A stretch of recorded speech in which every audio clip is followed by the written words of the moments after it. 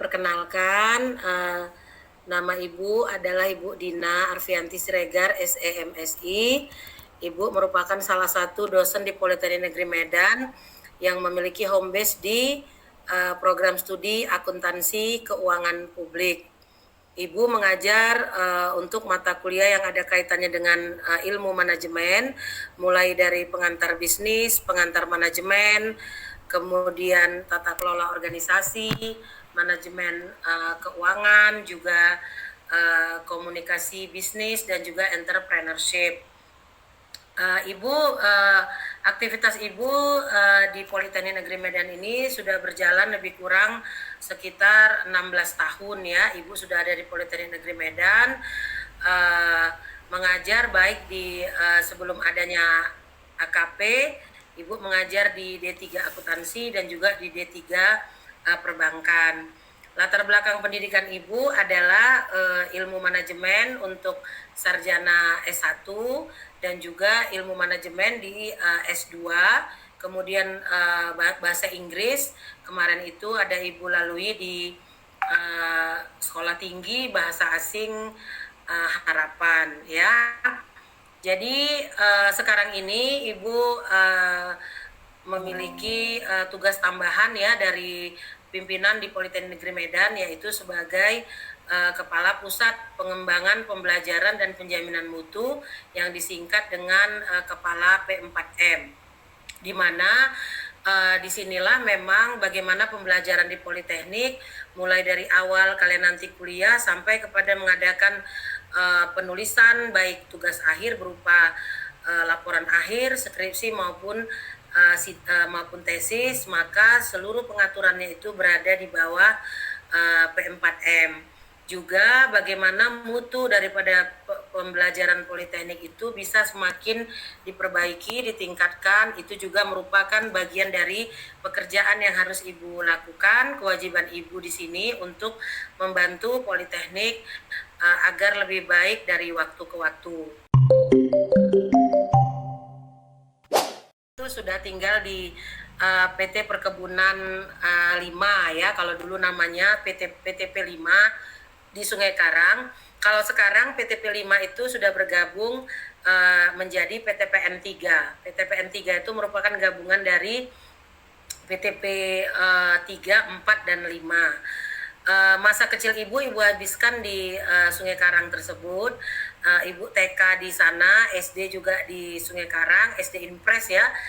Nama SD Impresnya SD Impres 105387. Ibu adalah anak kebon ya, anak apa ya nak? Ya sangat bahagia Ibu ya, merupakan bagian dari desa di Sungai Karang. Ibu merasakan masa kecil yang bahagia. Ibu berenang, menangkap ikan, manjat pohon, jatuh dari pohon ya. Kemudian Ibu juga ikut aktif dalam berbagai perlombaan mulai dari SD, SMP, SMA sampai juga perguruan tinggi. SMP juga Ibu masih di Sungai Karang ya, di SMP PHK. Kemudian SMA Ibu melanjutkan ke SMA Negeri 4 Medan. Waktu itu Ibu jurusannya adalah jurusan A1 atau ilmu fisika. Setelah Ibu selesai SMA, maka Ibu lanjut ya, lulus di Universitas Sumatera Utara di program studi manajemen ya. Sembari itu pula karena Ibu merasakan pentingnya bahasa Inggris pada saat itu ya nak, karena memang kebetulan Ibu ketika Ibu kuliah, orang tua Ibu di kebun, maka Ibu di kota bersama uwa Ibu, masih keluarga, dan beliau adalah waktu itu manajer di perkebunan PTP 3 waktu itu nak. Kemudian sempat menjadi direktur PTPN, direktur SDM ya di PTP 3, sehingga beliau banyak menerima telepon berbahasa Inggris. Kalau beliau belum pulang, maka Ibulah yang akan menjawab semua telepon dari rekanan beliau dari Amerika, dari Australia, dari Eropa ya nak. Itulah sebabnya mengapa Ibu sangat tergerak untuk melanjutkan juga kuliah berbahasa Inggris, karena Ibu rasakan manfaatnya ketika Ibu menjawab di telepon. Memang itu sederhana ya, itu percakapan ringan Dia hanya menanyakan di mana Bapak, pulangnya jam berapa, ya, lagi ngapain. Tetapi kan itu adalah sesuatu yang sangat berharga untuk mahasiswa di usia Ibu. Pada saat itu Ibu berusia 18 tahun. Itulah sebabnya kenapa memang Ibu mengambil 2 kali kuliah gitu ya, dan Ibu sangat bahagia, tidak ada merasa berat gitu ya Nak, karena memang Ibu sangat enjoy dengan kampus ya, dengan Ibu memang suka belajar ya, Ibu suka membaca, dan Ibu suka berprestasi gitu. Sehingga kalau Ibu ada pencapaian, Ibu merasa sangat bahagia sebenarnya Nak ya, ketika Ibu mampu bersaing dengan teman-teman, tapi secara sehat ya, bukan yang ini ya, bukan yang negatif, tapi memang benar-benar kita tunjukkan kalau kita itu sungguh-sungguh, maka akan mendapatkan hasil yang maksimal, dan itu sudah Ibu buktikan dari Ibu SD, SMP, SMA, kuliah, dan itu memang memberikan satu pencapaian bagi Ibu. Ya, kemudian Ibu juga dulunya itu pernah bekerja di berbagai perusahaan. Di samping itu juga Ibu memiliki perusahaan sendiri juga, kemarin itu perusahaan keluarga dalam bidang karet juga. Dan Ibu juga sempat bekerja di perkebunan ya, sehingga Ibu juga punya pengalaman terkait bagaimana lingkungan pekerjaan dan juga interaksi kita dengan orang lain ya dalam berorganisasi. Yang penting Nak, tujuan kita itu jelas ya. Kita berorganisasi tujuannya jelas untuk apa, supaya artinya tujuan mulia kita dalam berorganisasi tercapai, kita menjadi pribadi yang lebih berkualitas, yang menjadi pribadi lebih baik, sehingga itu diharapkan menjadi modal kita dalam menghadapi kehidupan yang di depan kita di masa mendatang.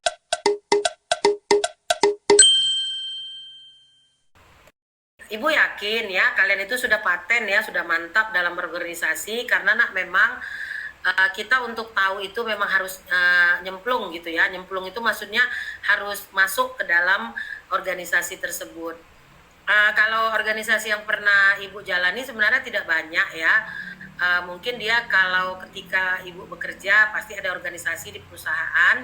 Di luar itu mungkin ketika Ibu kuliah, Ibu ikut HMI gitu ya, Himpunan Mahasiswa Islam, lumayan aktif lah gitu ya Nak. Tapi sebenarnya di situ banyak pembelajaran yang kita peroleh ya. Misalnya bagaimana kita mampu memahami teman-teman kita, mampu bekerja sesuai dengan apa yang menjadi tupoksi kita, tugas kita di kepanitiaan misalnya ya, dan itu Ibu sangat rasakan ketika di bangku kuliah.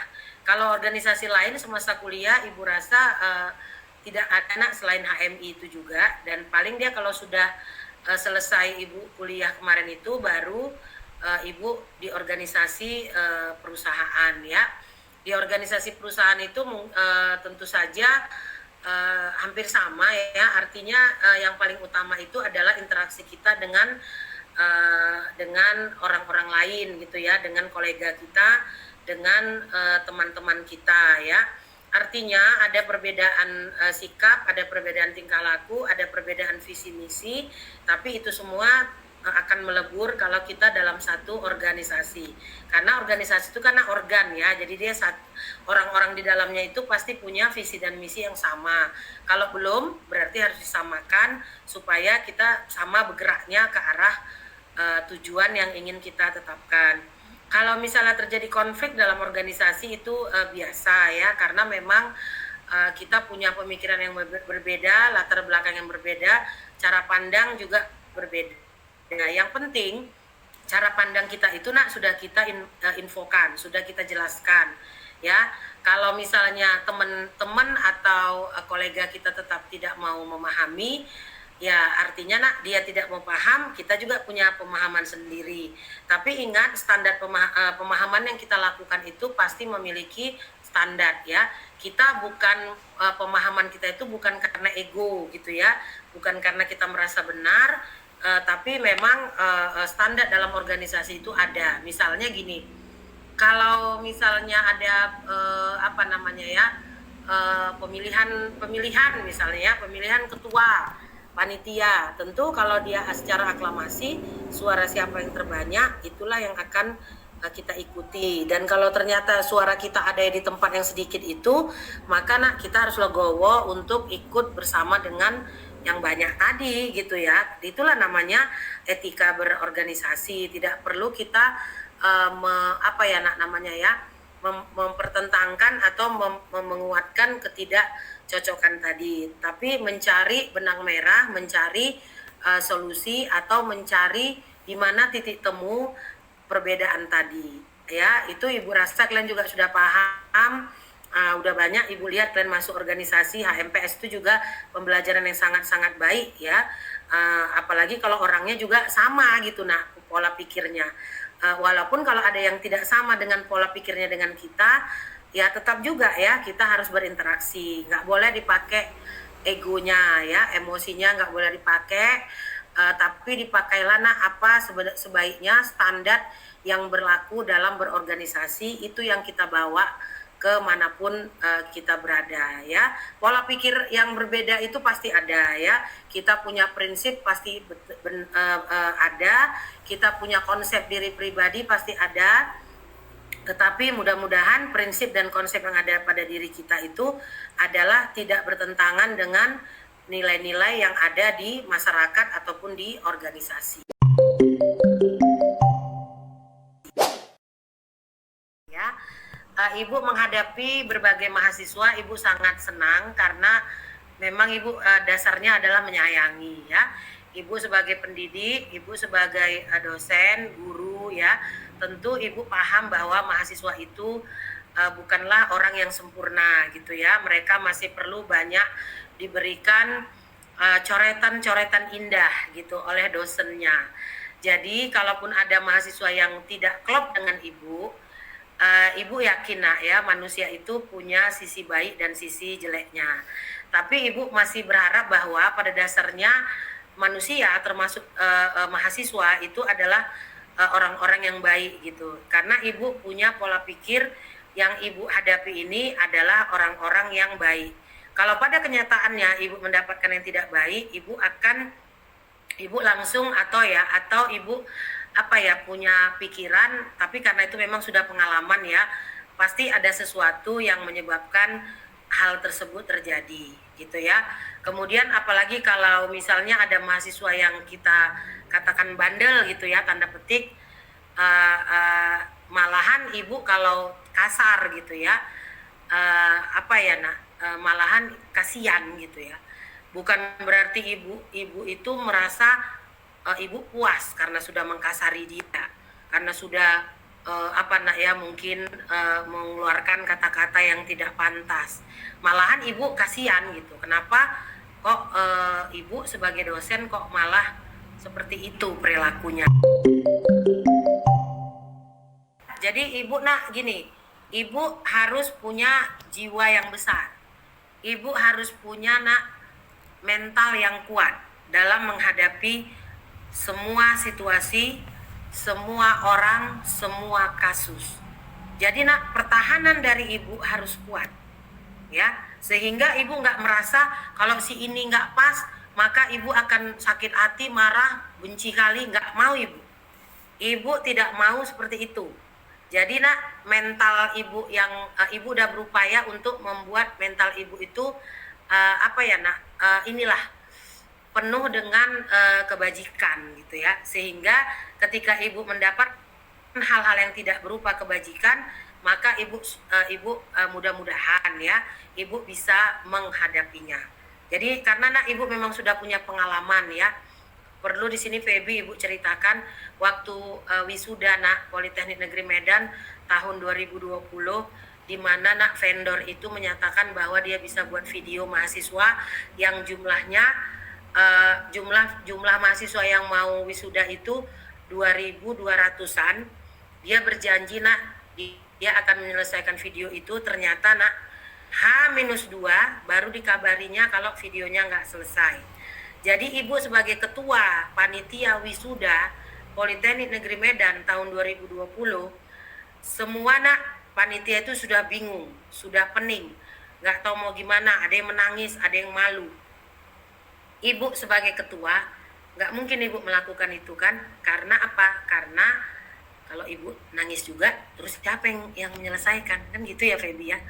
Maka ibu nak, itulah pengalaman pahit ibu, pengalaman yang sangat-sangat berharga ya nak, pengalaman yang sangat berharga selama ibu hidup ya, karena ibu harus menghadapi orang tua mahasiswa, ibu harus menghadapi mahasiswa wisuda yang kecewa, ibu harus menghadapi pimpinan politeknik, tapi mudah-mudahan pimpinan juga paham, mengerti, dan sangat-sangat apa ya nak, paham, artinya mereka gini, Bu Dina, apa yang akan ibu lakukan saja, yang penting selesai. Akhirnya nak, ibu bisa menyelesaikan kegiatan wisuda itu dengan baik. Jadi itu aja pun nak, pengalaman ibu yang paling berharga ya, karena penuh dengan ketidakpastian, ajangnya besar, bukan untuk ibu sendiri ya nak, ketidakpastiannya sangat besar. Makanya kenapa ketika nak kalian olsi, kalau ada ketidakpastian, ibu nak syukur ya, ibu stresnya nggak tinggi, nggak Bu, ini belum ada Bu, ini gimana ibu, alhamdulillah ya nak, nggak stres tinggi lagi karena sudah mengalami stres yang paling tinggi. Harapan ibu kepada mahasiswa AKP adalah jadilah kalian diri sendiri, punya prinsip, punya konsep diri, dan tentu saja nak, itu semua menjadi modal kesuksesan kalian di perjalanan hidup karir kalian selanjutnya. Sekarang ini kalau ibu lihat mahasiswa AKP itu ya nak, sepanjang ibu mengajar adalah mahasiswa yang pintar ya, mahasiswa yang pintar, cepat menangkap, kemudian dia tahu dia bagaimana, dia akan kemana, dan ibu harapkan itu akan tetap menjadi alat kalian dalam terus memperbaiki diri dari waktu ke waktu. Tentu harapan akhir ibu adalah mahasiswa AKP ini ingat dengan alma maternya ya, sayang dengan akuntansi keuangan publik. Setelah nanti mudah-mudahan kalian sukses, tetaplah ingat Politeknik Negeri Medan ya, tetaplah menjadi orang yang rendah hati, suka menolong orang lain ya, kemudian apa ya, artinya sukses untuk masa depan yang lebih cerah dan lebih gemilang.